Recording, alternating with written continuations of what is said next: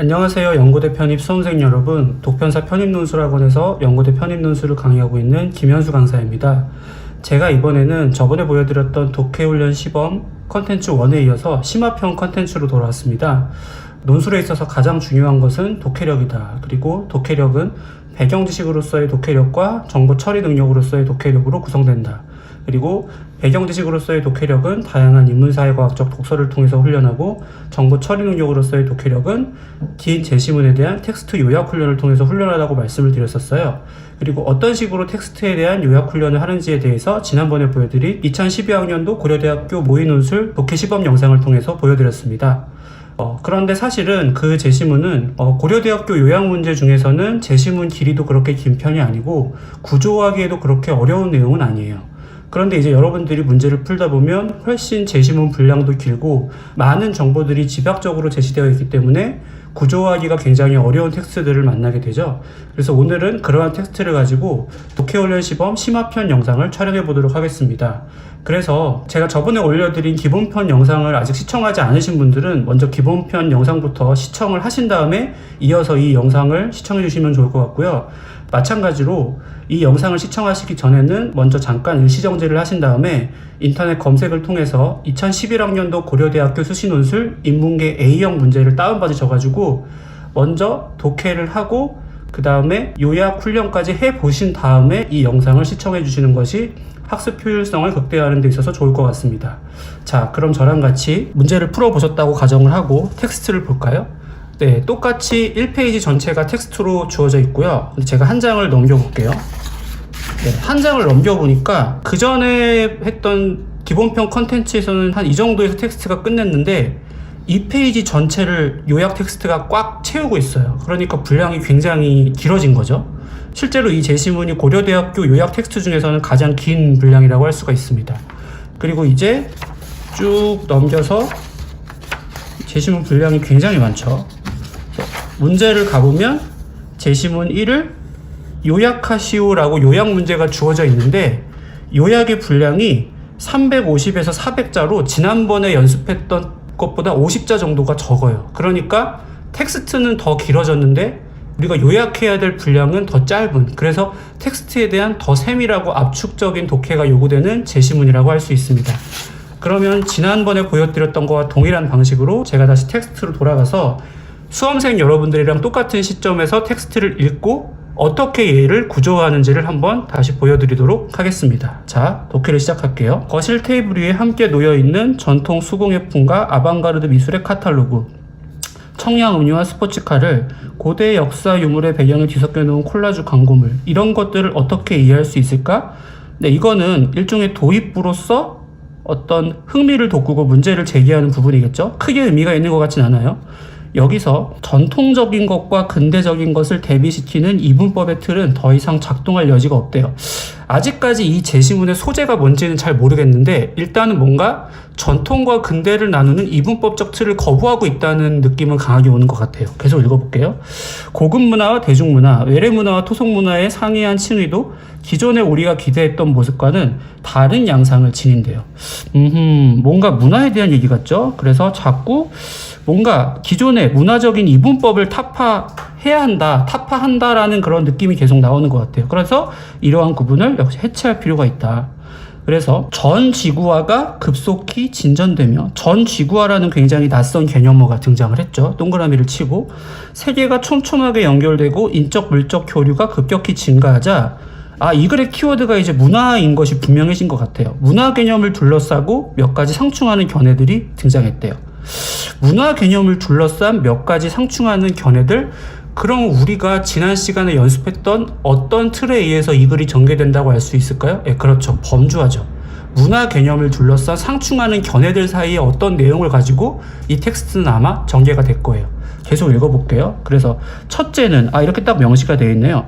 첫째는 문화 접촉이 증가함에 따라 문화 간 차이에 대한 인식이 강화되고, 나아가 문화 간 갈등이 증폭되어 결국에는 서로 충돌하게 될 것이라는 전망이다. 문화 충돌이라는 전망으로 볼 수 있겠죠. 둘째는 초국적 기업의 전 지구적 활동을 지적하며 문화 간의 차이가 줄어들고 동질화가 빠르게 진행되어 하나의 보편적인 문화로 통합되리라고 보는 시각이다. 일종의 문화 동질화에 대한 시각이라고 볼 수 있겠죠. 셋째는 혼종화가 본격적으로 전개될 것이라고 예측하는 관점이다. 혼종화. 그러니까 전지구화가 급속히 진전되면서 문화 개념을 둘러싸 상충하는 견해가 세 개가 등장한 거예요. 그러니까 우리는 기본적으로 범주할 때 사망 대립의 구조로 범주를 할 수 있겠죠. 근데 첫 번째 범주는 문화 충돌이고, 두 번째 범주는 문화 동질하고, 세 번째 범주는 혼종이라고 하는 범주로서 전개되는 거예요. 그런데 다음 문단을 보면 원래 생물학에서 유래된 혼종이라는 용어는 제국주의 팽창에 따른 인종 간의 섞임, 즉 혼혈에 대한 두려움을 동반한대요. 그러면 여기서 우리는 어떻게 예측할 수 있냐면, 이 글은 문화충돌, 문화동질화, 혼종화 중에 마지막 혼종화에 초점을 맞춰서 전개하는 글일 거라는 예측이 가능해요. 왜냐하면 세 가지 형태의 상충하는 견해들에 대한 설명을 한 다음에 뒤이어서 그중 마지막에 혼종에 대한 부연 설명이 나오고 있으니까요. 그런데 원래 혼종이라고 하는 개념은 생물학에서 유래돼서 인종 간의 섞임에 대한 범주였대요. 그러니까 원래는 문화에 직접적으로 적용되던 범주가 아니었다는 거죠. 그래서 쭉 읽어보면 유럽인이 아시아인이나 아프리카인보다 우수하다는 식의 우생학적 학설을 토대로 혼혈인은, 여기서 혼혈인이 의미하는 게 바로 혼종을 말하는 거겠죠. 열등한 인종보다 더 열등하다고 인식되기도 했던 것이래요. 그래서 서양의 제국주의가 팽창한 19세기가 겉으로 보기에 인본주의를 토대로 한 계몽의 시대였지만 내면적으로는 혈통에 따른 정치 사회적 구별짓기가 뚜렷했던 시대인 것도 이 때문이다. 이건 지금까지 혼종이라는 용어가 인종 간의 섞임에 대한 내용으로 설명되어 온 쭉 역사에 대한 부연 설명이에요. 그런데 이후 식민 지배가 종결되고 많은 나라들이 독립한 뒤 국가 간의 교류가 활발해지자 혼종에 대한 이해도 점차 바뀌어 정체성과 문화, 이게 포인트죠. 정체성과 문화에 끼친 혼종의 영향력이 주목받게 되었대요. 그러니까 혼종이라는 건 원래 생물학적으로 인종 개념에 적용되던 용어였는데, 그게 식민지대가 지나고 세계의 흐름이 바뀌다 보니까 정체성과 문화에 적용되는 개념으로 혼종의 범주가 이동했다는 설명이에요. 굉장히 중요한 쟁점이 될 것 같아요. 계속해서 읽어볼게요.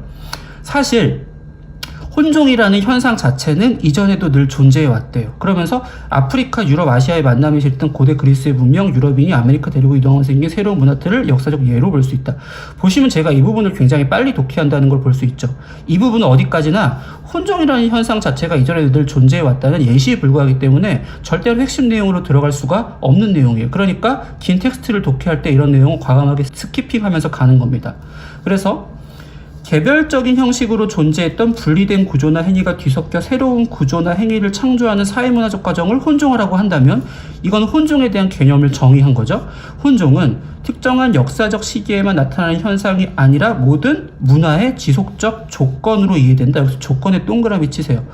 혼종이라는 게 뭐죠? 모든 문화의 지속적 조건이래요. 그럼 이거는 뭐라고 볼 수 있죠? 그렇죠. 제가 지난 시간에 강조한 얘가 바로 인과 문장에 해당하는 거죠. 혼종을 조건으로 해서, 혼종을 기반으로 해서 현대의 모든 문화가 태동한다는, 얘는 인과관계에 대한 문장이니까 당연히 핵심 개념의 포섭이 될 수밖에 없는 문장이 되겠죠. 왜 그러냐 봤더니 섞임이 없이 순수한 문화란 세상에 존재할 수 없기 때문이에요. 그래서 순수하게 분리된 구조로 보이는 문화를 할지라도 이미 혼종화의 결과이므로 따지고 보면 어떠한 순수한 문화도 순수한 기원으로는 결코 환원될 수 없대요. 그래서 여기서 계속 이제 긴 내용이 이어져요. 이런저런 역사적 조건 가운데 오랜 시간 단일한 문화인 것처럼 발전되어 오면서 그 문화에 섞여 들어와 있는 다른 문화에서들의 존재를 변별적으로 인식하지 못하게 된 것뿐이다라고 하면서 다시 예컨대가 나오면 저 같은 경우에는 이건 그냥 시험장에서 안 읽을 것 같아요. 그냥 혼종이 다양한 문화 형상에 항상 있어 왔다는 거에 대한 부연 설명에 불과해요. 그러니까 지금 이 문단이 길이도 굉장히 길고 굉장히 많은 정보를 전달하는 것처럼 보여서 수험생 여러분들이 시험장에서 이 문제를 풀 때 굉장한 압박감을 느끼실 수가 있는데, 사실 이 문단이 진술하고 있는 건 딱 하나밖에 없어요. 뭐죠?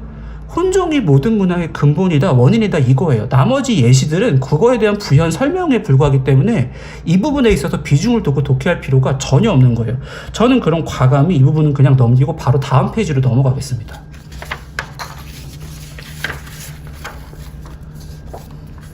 네, 그래서 두 번째 페이지로 넘어왔는데요. 그래서 라틴어, 아랍어 이런 다양한 언어 역시 예시이기 때문에 우리가 전혀 깊이 있게 독해할 필요가 없는 거죠. 그래서 신대륙 원주민 언어 등으로부터 영향을 받지 않는 것으로 간주하는 시각이 전제되어 있대요. 그러나 정도의 차이가 있을 뿐, 이게 이제 일반화된 문장이니까 우리는 이 부분 요지만 딱 낚아채서 읽으면 되는 거예요. 정도의 차이만 있을 뿐 특정한 언어 역시 궁극적으로는 혼종의 결과임을 부인할 수 없대요. 그래서 모든 문화는 끊임없이 횡단의 과정을 겪어왔고 지금 이 순간도 겪고 있다. 오늘을 사는 우리 역시 문화라는 틀 안에서 살고 있는 만큼이나 문화들 사이에서도 삶을 영위하고 있는 것이래요.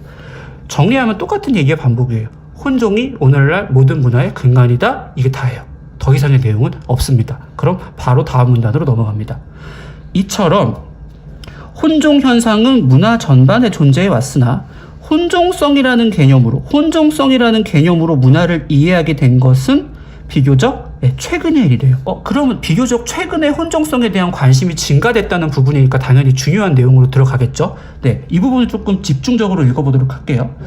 혼종성 개념을 어떤 이는 고급 문화와 대중문화의 융합 현상을 이해하는 틀로, 어떤 이는 전지구화의 과정 속에서 지역 문화 간의 상호작용을 설명하는 틀로 사용하기도 한대요. 이거는 혼종성 개념에 대한 이해가 굉장히 다양하다는 거죠. 그리고 어떤 이는 인종 간의 접촉과 탈식민화를 이해하는 틀로 인식하기도 하는데, 여기서의 혼종성은 문화 제국주의에 대한 비판을 이끌어내면서 식민 종주국과 피식민국 양자에 존재하는 본질주의의 근간을 흔들어 놓았대요.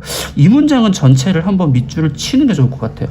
굉장히 뭔가 무게감이 있어 보이는 문장인데, 혼종 개념이 인종 간의 접촉과 탈식민화를 이해하는 틀로 인식되기도 하는데, 여기서 혼종성은 문화 제국주의에 대한 비판을 이끌어내면서 식민 종주국과 피식민국 양자에 존재하는 본질주의의 근간을 흔들어 놓았대요. 여기서 여러분들이 굉장히 낯설어 할 만한 단어가 바로 이 본질주의라는 단어예요.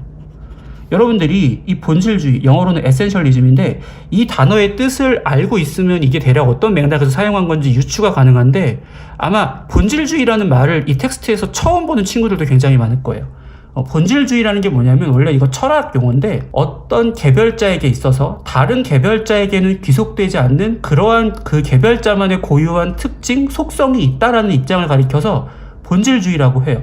이게 이제 서양 철학에서는 아리스토텔레스가 최초로 주장했다고 알려져 있는데, 그런데 다행인 게 여기서 본질주의에 대한 부연 설명이 텍스트 이후에 나와요. 그래서 다시 말해 자기동일성의 확장이라는 식민지배 측의 환상뿐만 아니라 토착성의 보존이라는 피식민지 측의 환상도 함께 깨트림으로써 지배문화에 일방적으로 병합되거나 편입 동화될 가능성을 거부하는 동시에 피지배국의 자민족 중심주의 문화도 비판하는 기능을 수행했대요. 그러니까 식민 지배 측에 있어서 본질주의는 뭐냐면 자기동일성의 확장인 거예요. 이해되시죠? 그리고 피식민지 측의 환상이라는 거는 바로 토착성의 보존인 거죠. 그러니까 식민 지배 측에서는 자기동일성이라는 것이 본질주의인 거고, 피식민지 층에서는 토착성이라는 게 본질주의인 건데, 이 틀을 혼종 개념이 깼다는 거예요. 그러니까 식민 존주국과 피식민국 양자에 존재하는 본질주의의 틀을 깼다. 이 부분이 굉장히 중요한 거죠. 나아가 혼종성의 개념은 정체성, 차이, 불평등과 같은 주제들이나 전통과 근대, 빈국과 부국, 지역과 세계 같은 대립항에 대한 이해를 근본적으로 변화시켰대요. 어떤 대립항이죠? 전통과 근대, 빈국과 부국, 지역과 세계, 전부 어떤 대립항이죠? 그렇죠. 바로 이양대립적 대립항이죠.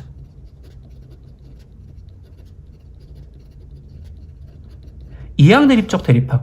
상충하는 두 개의 개념이 서로 대립하고 있는 거예요. 이거를 좀 더 쉬운 말로 바꿔 말하면 이게 바로 이분법이 되는 거죠. 그런데 혼종 개념이 이러한 이분법적인 틀을 깼다는 거예요. 그러니까 여기서는 크게 혼종 개념의 두 가지 구체적인 순기능이 언급된 거예요. 첫 번째는 뭐죠? 식민 존주국과 피식민국 사이에 존재하는 본질주의를 해체했다는 거고, 두 번째는 이러한 이분법적인 이양대립적인 문화 개념을 타파했다. 이게 혼종 개념이 오늘날 강화되면서 가지고 있는 순기능이 되겠죠.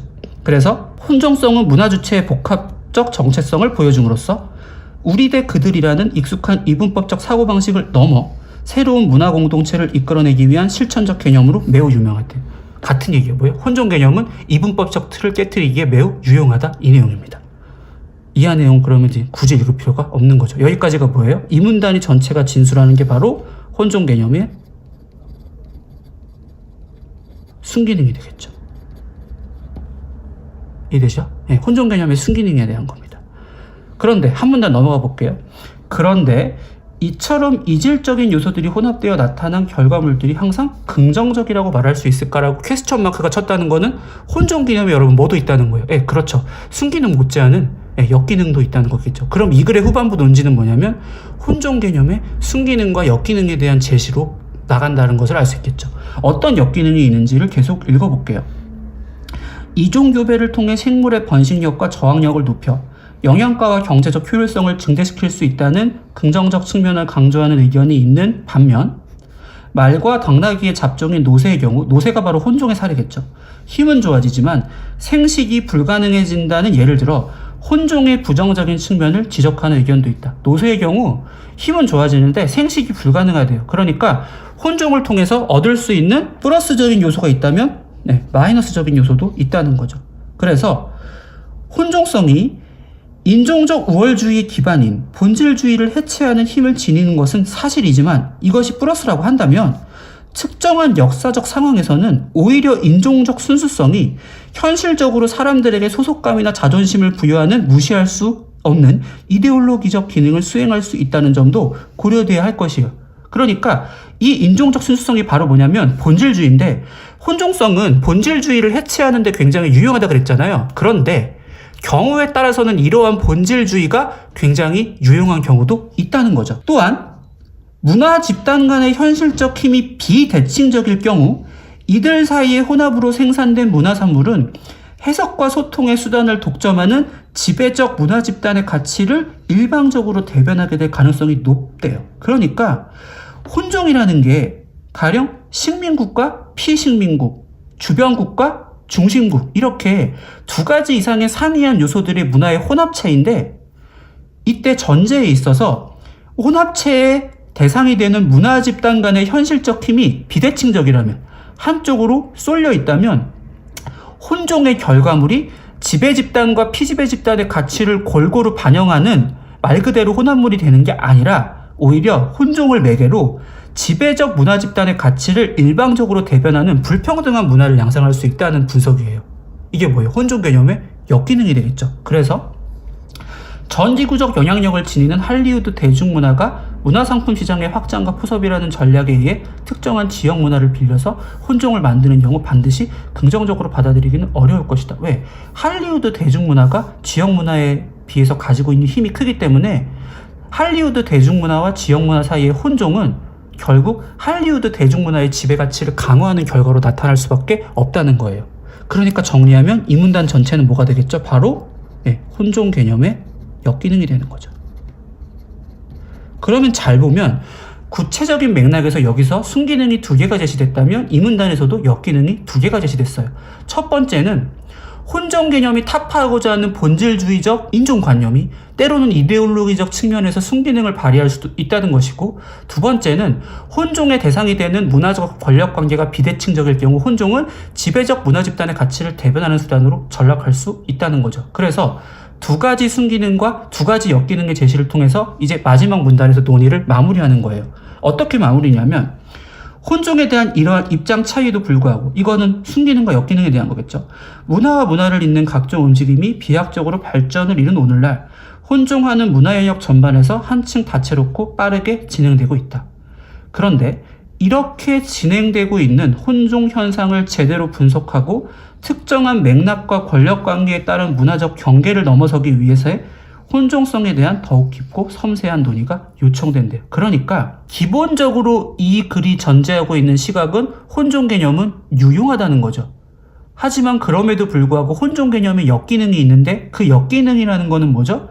각각의 문화의 맥락과 그 맥락을 둘러싼 권력관계의 측면에서 그것이 비대칭적일 경우 역기능으로 이어질 수 있다는 점에서 이러한 문화적 맥락과 권력관계 그리고 각각의 문화의 정체성을 고려한 혼종 개념에 대한 굉장히 복합적이고 섬세한 이해가 필요하다. 이게 이 글의 핵심 요지가 되겠죠. 그러니까 이 글은 미괄식 구조의 글이고 이 요청된다는 표현에서 알 수 있는 것은 이게 바로 일종의 당위적 표현이라는 거예요.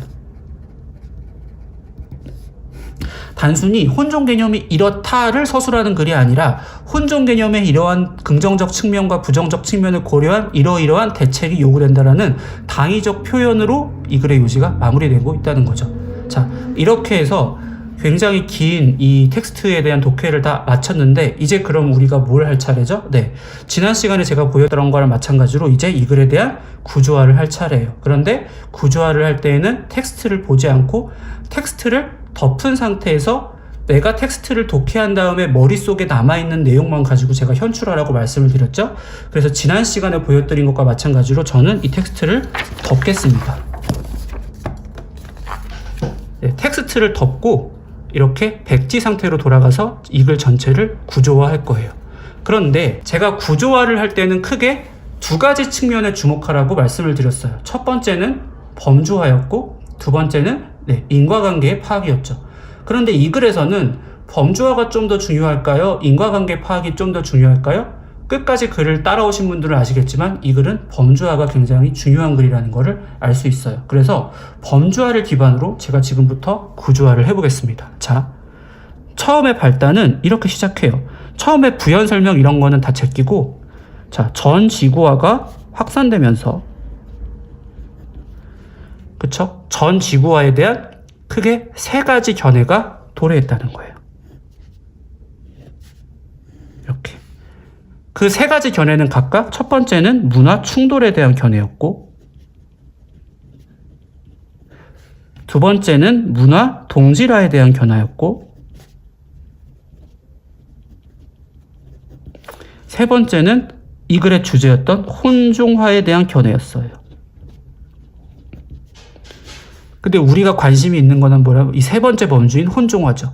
그런데 혼종화는 다시 어떻게 범주화가 되냐면 과거의 개념과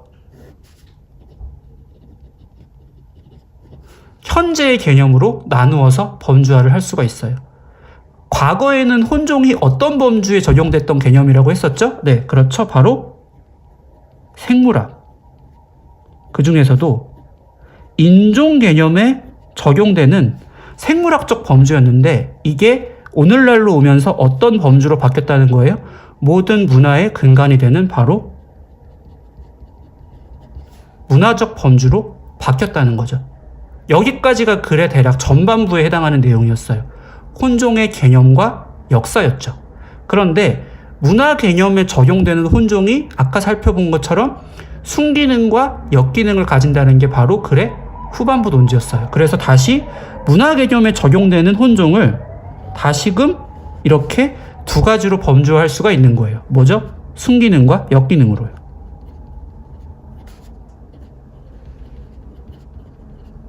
지금 제가 계속 범주화를 통해서 이 글을 구조화하고 있는 거 보이죠?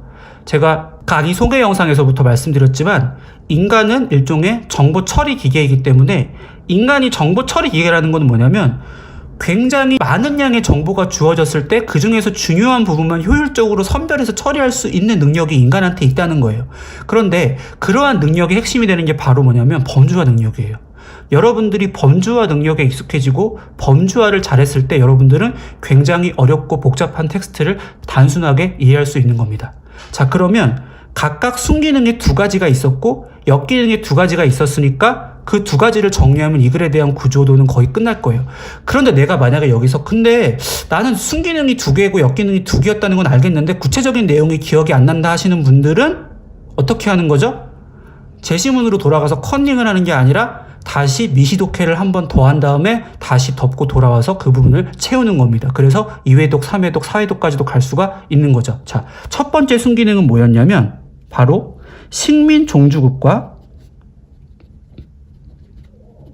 그 다음에 피식민국 사이에 있는 무엇을 해체한다는 거죠? 바로 본질주의를 해체하는 기능을 수행한다. 혼종 개념이. 이게 첫 번째 순기능이었고 두 번째 순기능은 다양한 이항대립적 문화 개념, 즉 쉽게 정리하면 이분법적 문화 개념을 혼종을 통해서 타파할 수 있다. 이러한 두 가지 순기능이 있었어요. 그런데 그 다음 문단에서 바로 동시에 두 가지 역기능이 제시되었죠. 첫 번째 역기능은 뭐였죠? 바로 경우에 따라서는 인종적 순수성. 이게 바꿔 말하면 본질주의인데, 이 본질주의가 경우에 따라서는 이데올로기적 순기능을 가질 수도 있다는 거죠. 그러니까 이데올로기적 순기능을 가질 수도 있는 본질주의를 혼종은 해체하게 되니까 거기에 따른 역기능이 발생할 수 있다는 거였고요. 두 번째가 뭐였죠? 바로 문화적 권력관계. 혼종의 대상이 되는 그 문화들의 문화적 권력관계가 비대칭적일 경우에는 혼종이라고 하는 것은 무엇으로 전락할 수 있다? 바로 지배적 문화 집단의 가치를 대변하는 수단으로 전락할 수도 있다는 거였어요. 그래서 이 글의 순기능과 역기능을 통해 도출해낸 이 글의 최종적 결론은 뭐였죠?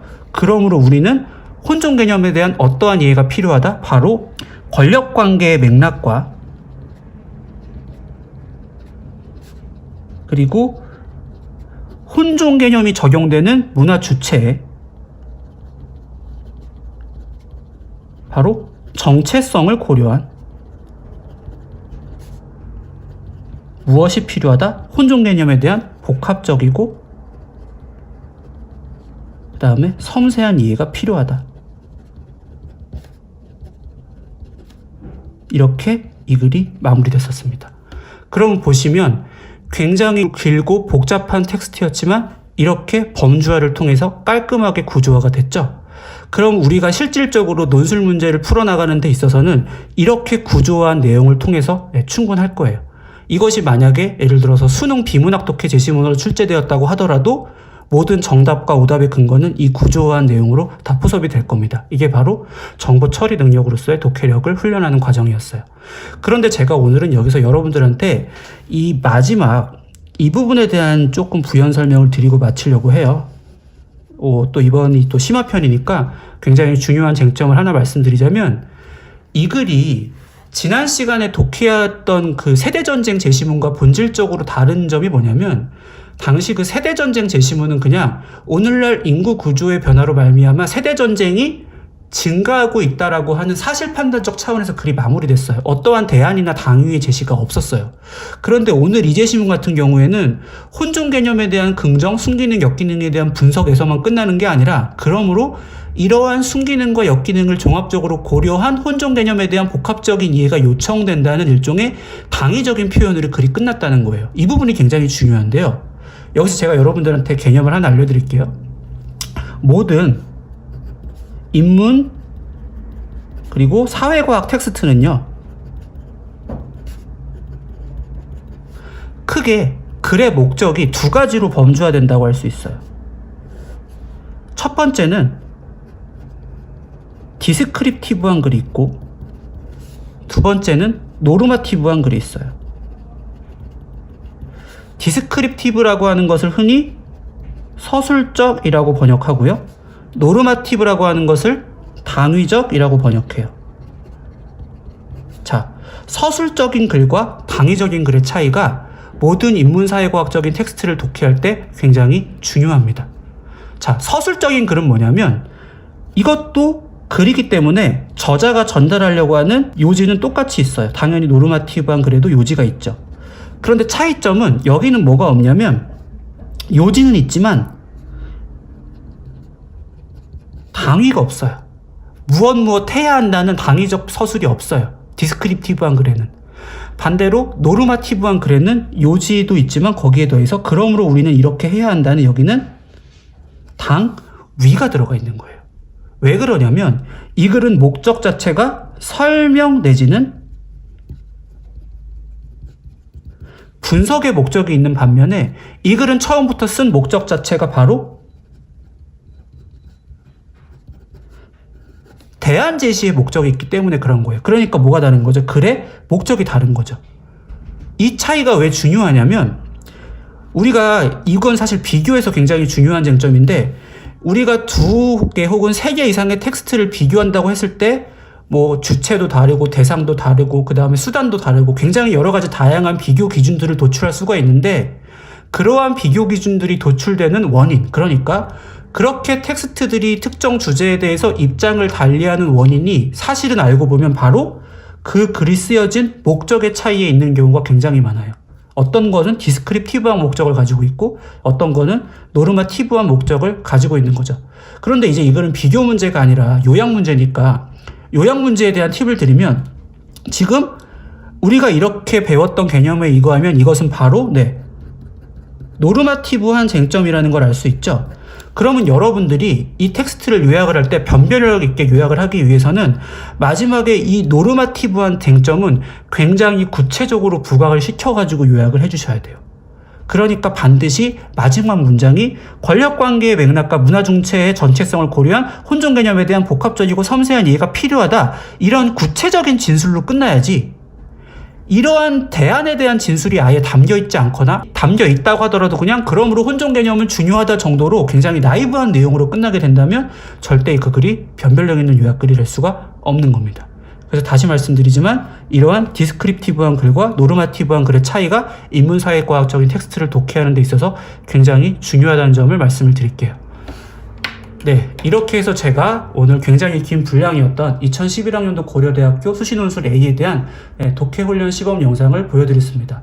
확실히 제시문 길이나 난이도에 있어서 지난번에 보여드렸던 기본편 제시문보다 난이도가 높은데요. 제가 연고대 편입 수험생 여러분들한테 당부드리고 싶은 거는 뭐냐면 지금 이제 제가 이 영상을 촬영하는 시점이 2020년 4월 26일이에요. 곧 5월이죠.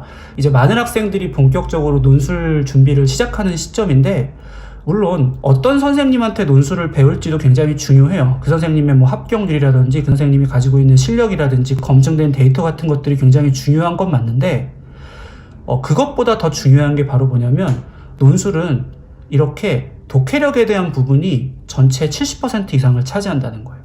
그러니까 여러분들이 아무리 잘 가르치고 실력이 뛰어나신 선생님한테 가서 배운다고 하더라도 근본적으로 여러분들의 독해 피지컬이 상승하지 않으면 여러분들의 논술 실력은 제자리에서 답부할 수밖에 없다는 거예요. 그래서 논술 시험이라는 거는 뭐냐면 이렇게 굉장히 길고 그 다음에 압박적인 분량의 텍스트를 여러분들 스스로의 독해 피지컬을 가지고 시험장에서 뚫어낼 수 있어야 합격을 하는 거지 무슨 어떤 특정 선생님만이 가르쳐줄 수 있는 비법이나 기술, 스킬 같은 것들을 전수받는다고 해서 여러분들이 합격할 수 있는 시험이 아니라는 거예요. 그런데 이 독해력은 다시 한번 말씀드리지만 배경 지식으로서의 독해력과 정보 처리 능력으로서의 독해력으로 구성이 되는데 배경 지식으로서의 독해력을 키우기 위해서는 다양한 인문사회과학적 텍스트에 대한 폭넓은 독서가 필요하고 그 다음에 정보 처리 능력으로서의 독해력을 훈련하기 위해서는 제가 지난번 기본편과 이번 심화편 영상에서 보여드린 것처럼 이렇게 긴 제시문을 읽고 제시문을 보지 않은 상태에서 이렇게 구조화하는 훈련을 반복적으로 했을 때 향상을 기대할 수 있다는 점을 다시 말씀드리고 싶습니다. 독해훈련 시범 두 번째 심화편 영상에 대한 촬영을 마쳤고요. 저는 독편사 편입논술학원에서 강의하고 있는 김현수 강사였습니다. 이 영상을 보시고 여러분들에게 도움이 됐다면 구독과 좋아요를 눌러주시면 감사하겠습니다. 수험생 여러분들의 건승을 기원합니다. 안녕히 계세요.